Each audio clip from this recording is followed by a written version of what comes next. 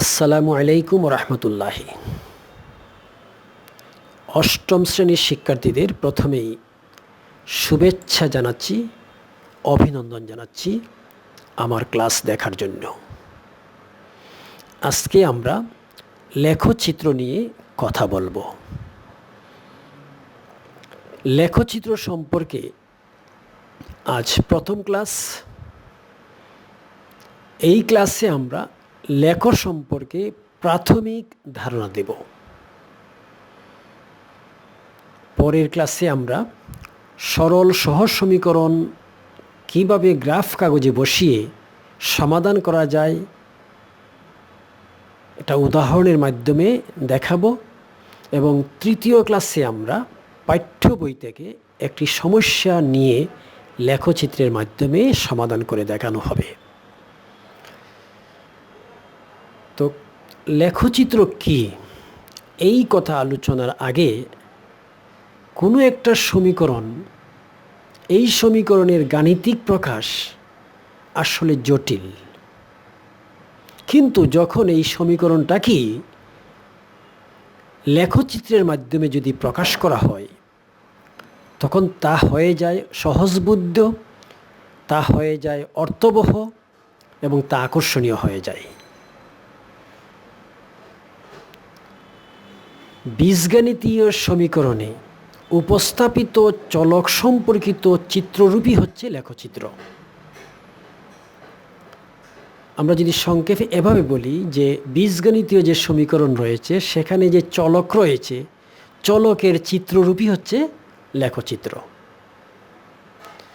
আর লেখচিত্র যেহেতু সমীকরণের চিত্ররূপ, সেই জন্য সমীকরণের ধারণাকে সুস্পষ্ট করার জন্য, সমীকরণের ধারণাকে বোধগম্য করার জন্য বা সমীকরণের ধারণাকে পরিষ্কার করার জন্য লেখচিত্রের গুরুত্ব অত্যন্ত বেশি। লেখচিত্রের সাহায্যেই বীজগণিত এবং জ্যামিতির মধ্যে একটা সম্পর্ক তৈরি হয়। আর এই সম্পর্কটা তৈরি করেছিলেন প্রথম রেনে দেকার্তে। উনি ছিলেন ফরাসি গণিতবিদ রেনে দেকার্তে। অর্থাৎ ফরাসি গণিতবিদ রেনে দেকার্তে প্রথম জ্যামিতিতে বীজগণিতীয় সূত্রের প্রয়োগ ঘটান, এবং এভাবেই স্থানাঙ্ক জ্যামিতির উদ্ভব ঘটে বা স্থানাঙ্ক জ্যামিতির সূত্রপাত ঘটে। তিনি কি করেছিলেন? তিনি একটি সমতলে লম্বভাবে পরস্পরছেদী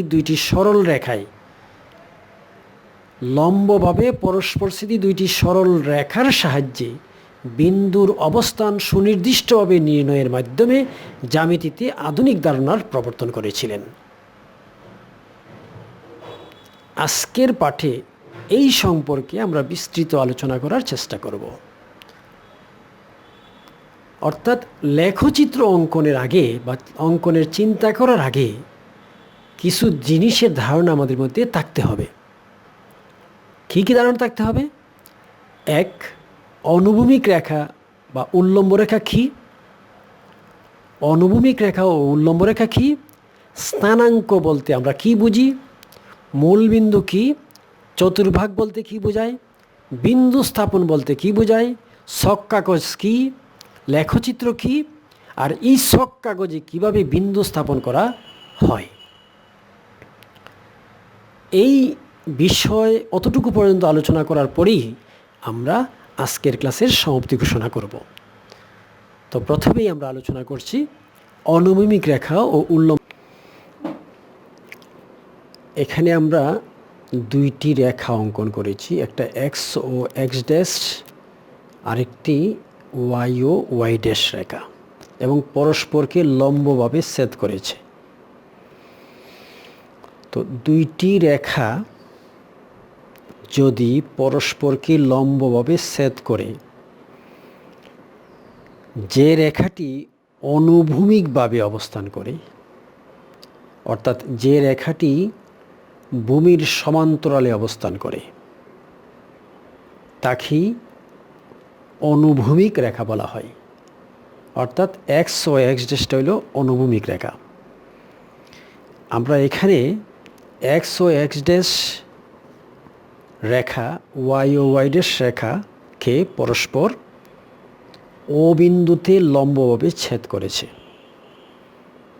তাহলে এখানে আমরা বলবো এক্স ও এক্স ড্যাশটা হইল অনুভূমিক রেখা, বা এটাকে বলা হয় এক্স অক্ষ রেখা। এক্স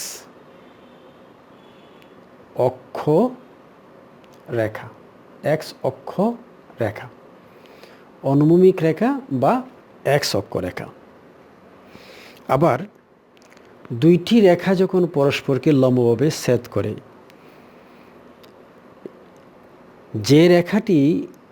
যে রেখাটি অনুভূমিক রেখার উপর লম্বভাবে অবস্থান করে, অনুভূমিক রেখাটির উপর লম্বভাবে যে রেখাটি অবস্থান করে তাকে বলা হয় উল্লম্ব রেখা। তাকে বলা হয় উল্লম্ব রেখা। উ লয় লয় ময় বফলা, উল্লম্ব রেখা। তাহলে এখানে আমরা ওয়াই ও ওয়াই ড্যাশ রেখাকে উল্লম্ব রেখা বলবো, বা এটাকে বলা হয় ওয়াই অক্ষ রেখা। এটাকে বলা হয় ওয়াই অক্ষ রেখা। এটাকে বলা হয় ওয়াই অক্ষ রেখা। এখন আসো স্থানাঙ্ক বলতে আমরা কি বুঝি। তো স্থানাঙ্ক, ধরো এখানে একটা রেখা আছে,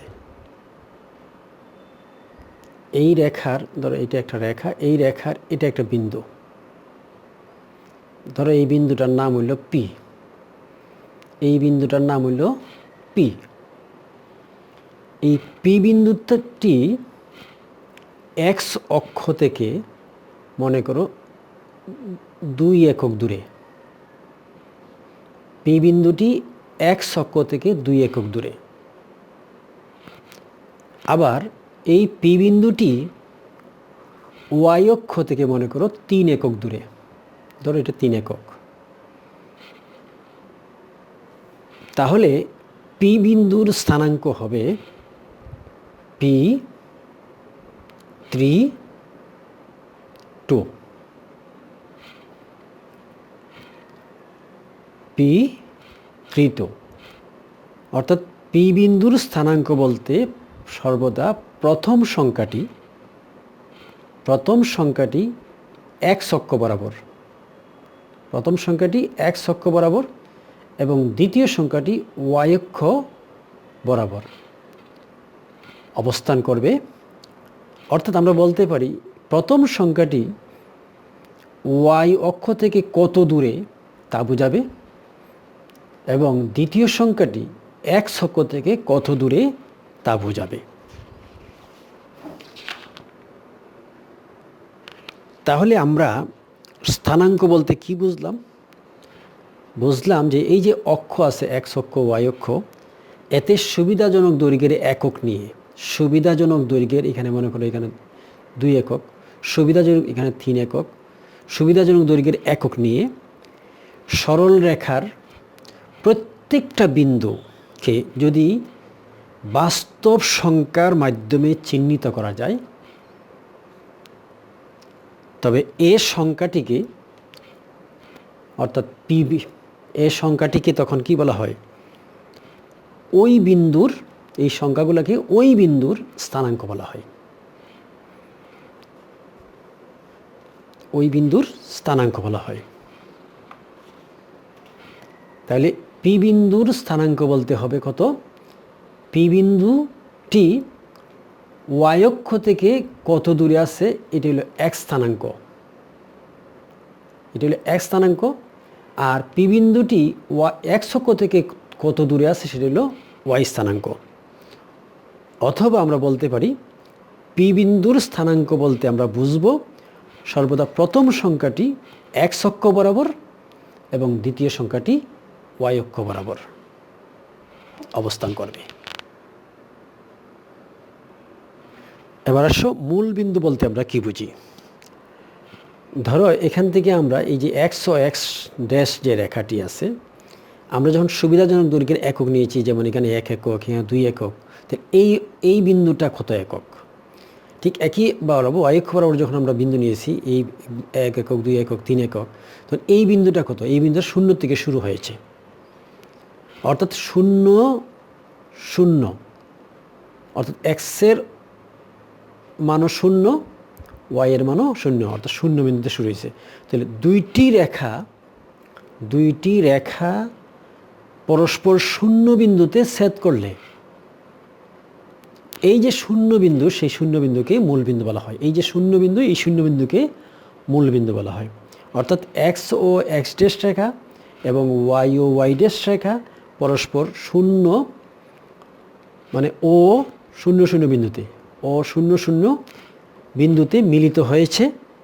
এক্ষেত্রে ও বিন্দুটিকে ছেদবিন্দু বলে, অবিন্দুটিকে ছেদবিন্দু বলে, এবং যেহেতু উক্ত বিন্দুটির স্থানাঙ্ক 0 0, অর্থাৎ যেহেতু উক্ত বিন্দুটির স্থানাঙ্ক 0 0, অর্থাৎ ওই অবিন্দুকে তখন কি বলা হয়?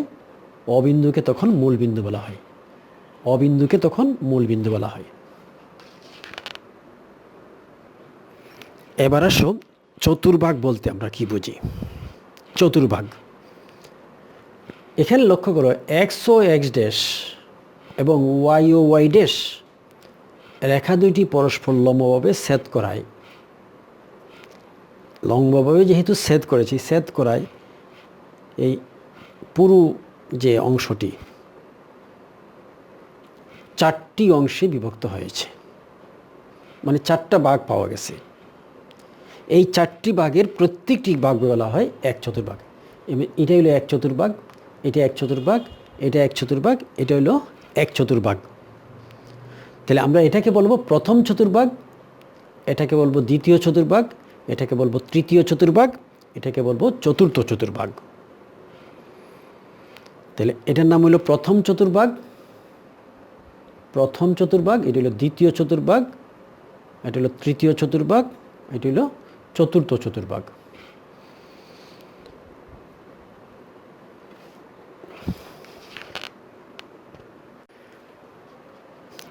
এখন আসো আমরা বিন্দু স্থাপন বলতে আমরা কি বুঝি। তো আমাদের পি বিন্দুর স্থানাঙ্ক দেওয়া আছে 3 2। পি বিন্দুর স্থানাঙ্ক দেওয়া আছে 3 2। যেহেতু পি বিন্দুর স্থানাঙ্ক 3 2, আমরা জানি যে মূল বিন্দুর স্থানাঙ্ক হলো 0 0, অর্থাৎ অবিন্দুর স্থানাঙ্ক 0 0, এবং 0 বিন্দুর থেকে ধনাত্মক মান হবে ডান দিকে, অর্থাৎ 1 একক 2 একক 3 একক, অর্থাৎ 3 একক দুটো হবে ধনাত্মক, এবং 0 বিন্দুর থেকে অর্থাৎ অবিন্দুর থেকে বাম দিকে যাবে এক্সের ঋণাত্মক মান। একইভাবে অবিন্দুর থেকে ওয়াই এর ধনাত্মক মান যাবে উপরের দিকে এবং ওয়াই এর ঋণাত্মক মান যাবে নিচের দিকে। এই জন্য যখন পি এর মান বলছি 3 2, অর্থাৎ এই যে 3 বিন্দুটা, 3 মানটা, এটা হবে ধনাত্মক মান, যেহেতু এই দিক থেকে আসছে 3 একক, আর এটাও যেহেতু ধনাত্মক মান, এই দিক থেকে আসছে 2 একক।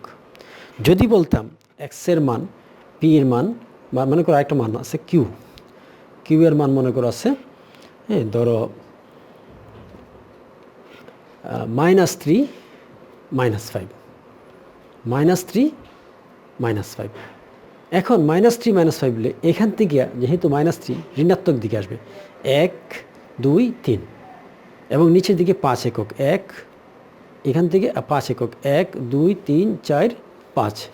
তার মানে এই দিক থেকে লম্বভাবে, এই দিক থেকে লম্বভাবে এই যে বিন্দুটা, এই বিন্দুটা হবে কিউ বিন্দু, যার স্থানাঙ্ক হবে -3 -5, -3 -5।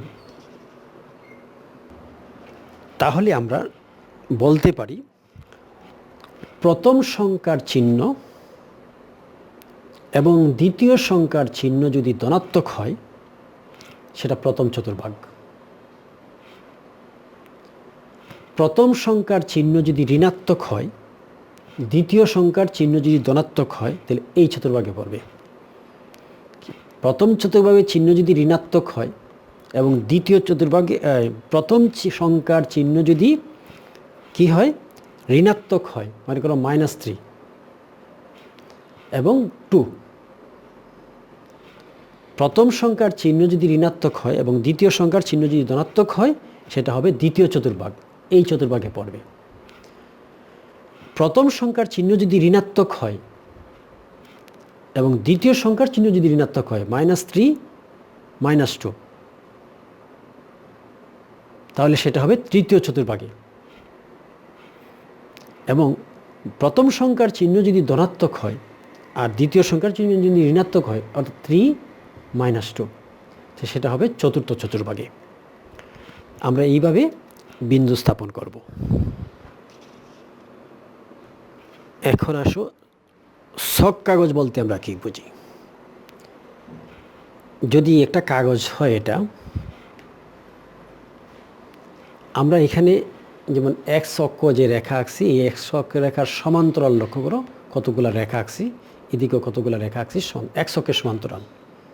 ঠিক একইভাবে ওয়াই অক্ষের সমান্তরাল এদিকে কিছু রেখা আঁকছি, এই একটা রেখা, এই একটা রেখা, এই একটা রেখা, এই একটা। ঠিক একইভাবে সমান্তরাল অর্থাৎ যে কাগজে সমান সমান দূরে সমান্তরাল রেখা টানা হয়, যে কাগজে সমান সমান দূরে সমান্তরাল সরল রেখা টানা হয় এবং একই সমান দূরে তাদের উপর লম্ব সরল রেখা টানা হয়।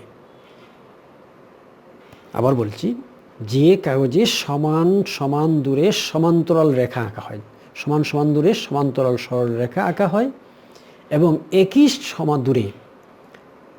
সমান দূরে তাদের উপর লম্ব সরল রেখা টানা হয়, ফলে কাগজখানি কতগুলা ক্ষুদ্র ক্ষুদ্র বর্গক্ষেত্রে বিভক্ত হয়, কাগজগুলাখানি কতগুলা ক্ষুদ্র ক্ষুদ্র বর্গক্ষেত্রে পরিণত হয়। সেই কাগজকে ছক কাগজ বলা হয়, সেই কাগজকে ছক কাগজ বলা হয়। সাধারণত প্রতি ক্ষুদ্রতম বাহুর দৈর্ঘ্যকে আমরা একক ধরি, সাধারণত প্রতি ক্ষুদ্রতর বাহুর দৈর্ঘ্যকে আমরা 1 একক ধরি সাধারণত। এবার আসো লেখচিত্র বলতে আমরা কি বুঝি। অর্থাৎ একটা ছক কাগজের মধ্যে কতগুলা বিন্দু যদি আমি স্থাপন করি, মনে করো এখানে একটা বিন্দু স্থাপন করলাম, এখানে একটা বিন্দু স্থাপন করলাম, ঠিক এখানে একটা বিন্দু স্থাপন করলাম। কয়টা বিন্দু? 3টা। বিন্দুগুলাকে যোগ করি, যদি যোগ করলাম, হাত দিয়ে যোগ করলাম, বিন্দুগুলাকে যোগ করলে যে রেখা উৎপন্ন হয় এটাকেই বলা হয় লেখচিত্র। এটাই গ্রাফ, এটাইকে বলা হয় লেখচিত্র। কতগুলো বিন্দু স্থাপন, বিন্দু আমরা এই কিন্তু এমনি দেখাইছি। মনে করো একটা বিন্দু আমি দেখাই, সরাসরি আমরা বিন্দু লই। ধরো আমরা একটা বিন্দু লইলাম, একটা পি বিন্দু, যেটার মান হলো 3 - 5।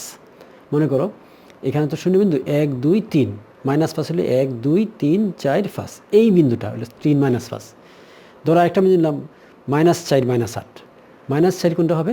যেখান থেকে 1 2 3 -3 ধরো, -3 আর হলো -4, 1 -3 -4 1 1 2 3 4, এই হলো -3 -4।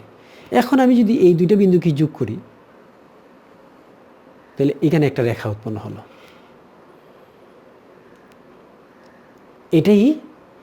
এটা পি বিন্দু বলছি, আর এটা বলছি কিউ বিন্দু। পি এবং কিউ বিন্দু লেখচিত্র এটা। এখানে একটা পি কিউ রেখা পাওয়া গেছে, তাহলে আমরা বলবো যে পি কিউ রেখাটা পেলাম সেটাই পি ও কিউ বিন্দুর লেখচিত্র, সেটাও পি ও কিউ বিন্দুর লেখচিত্র। আমরা এখন দুইটা বিন্দু একটা ছক কাগজ নিলাম, এই ছক কাগজ আমরা এই দুইটা বিন্দুকে স্থাপন করব। কিভাবে স্থাপন করব? প্রথমে আমি কি করব, এক্স ও এক্স ডি সরল রেখা আঁকবো। ওই ছক কাগজের মধ্যে কি করব, এক্স ও এক্স ডি সরল রেখা আঁকবো। অর্থাৎ এইটা এই এক্স, আর এদিকে মনে করো আরেকটা জিনিস নিলাম, ওয়াই অক্ষ, এটি হলো ওয়াই অক্ষ, ওয়াই ও ওয়াই ড্যাশ, আর এক্স ও এক্স ড্যাশ। এখন আমরা সুবিধাজনক দৈর্ঘ্যের একক নিব, তো প্রতি ক্ষুদ্রতর বাহুর দৈর্ঘ্যকে আমরা 1 একক নিলাম। এখানে মূল বিন্দু, এটা হলো 0 0 বিন্দু, মূল বিন্দু। এখান থেকে সুবিধাজনক দৈর্ঘ্যে আমরা প্রত্যেকটা ক্ষুদ্রতর বাহুর দৈর্ঘ্য 1 একক নেব। এখন -4 3 বিন্দুটি স্থাপন করতে হবে, অর্থাৎ এ বিন্দুর স্থানাঙ্ক এ বিন্দুটি স্থাপন করতে হবে। -4 এখান থেকে আমরা যদি, যেহেতু প্রতি ক্ষুদ্রতর বর্গের দৈর্ঘ্য 1 একক, 1 2 3 4, 3 কোথায় আসবে? উপরের দিকে যাবে, 1 2 3, এই যে বিন্দুটা, অর্থাৎ এখান থেকে 4 একক দূরে আর এখান থেকে 3 একক দূরে, এই বিন্দুটার নাম হলো এ বিন্দু, যার স্থানাঙ্ক হলো -4 3, অর্থাৎ এই বিন্দুটি হলো -4 3। এবার আসো বি বিন্দুটাকে আমরা কীভাবে পাবো? বি হলো এখান থেকে 2 একক দূরে, 1 2, -5 হলো 5 একক দূরে, 1 2 3 4 5, এই বিন্দুটা হবে, এটা হবে বি বিন্দু, যার স্থানাঙ্ক 2 -5। এইভাবে আমরা বিন্দুগুলোকে স্থাপন করব।